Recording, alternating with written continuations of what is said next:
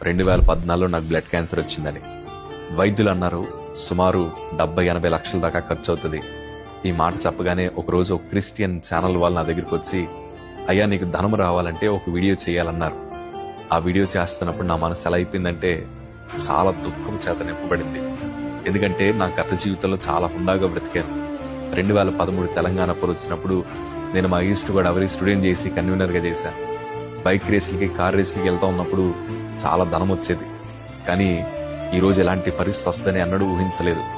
నా 2 చేతులు జోడించి కెమెరా ముందు అన్నాను కదా, అయ్యా నాకు బ్లడ్ క్యాన్సర్ వచ్చింది, ఎవరన్నా సహాయం చేసేవాళ్ళుంటే ముందరికి రండి. మా హాస్పిటల్ ఖర్చులకి, నా మందుల ఖర్చుకి మా దగ్గర ధనం సరిపోవట్లేదు. ఎవరన్నా దానం చేసేవాళ్ళుంటే నాకు ధర్మం చేయండి అయ్యా అని నోరు తెరిచి అడుక్కున్న రోజు నాకు ఇంకా జ్ఞాపకం ఉంది. చాలా బాధ అనిపించింది. ఈ వీడియో ఎవరన్నా చూస్తే నా బ్రతికేమైపోద్ది, ఈ వీడియో ఎవరన్నా చూస్తే నన్ను హేళన చేస్తారు మనని చాలా కృంగిపోయాను.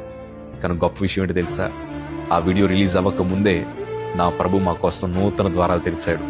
మా తల్లి ప్రార్థించింది, అయ్యా మేము మనుషుల దగ్గర చేతులు చాపే కన్నా నీ దగ్గర చేతులు చాపుతున్నామయ్యా, మాకు నూతన కార్యములు జరిగించు ప్రభు అని మా తల్లి ప్రార్థించింది. ఆ ప్రార్థన విన్న దేవాది దేవుడు మేము మనుషుల దగ్గర చేయి చాపక మునిపే నా ప్రభు నూతన ద్వారాలు మా కోసం తెరిచారు. ఈరోజు నేను అంటాను, ఈ వీడియో చూస్తున్న మీ అందరి అవసరతలు నా ప్రభు తీర్చబోతున్నారు. ఎవరి దగ్గర చేతులు చాపాల్సిన అవసరం లేదు. నా ప్రభు మీకోసం నూతన కార్యములు జరిగించబోతున్నారు. నన్ను పోషించిన దేవుడు మిమ్మల్ని కూడా పోషించబోతున్నారు.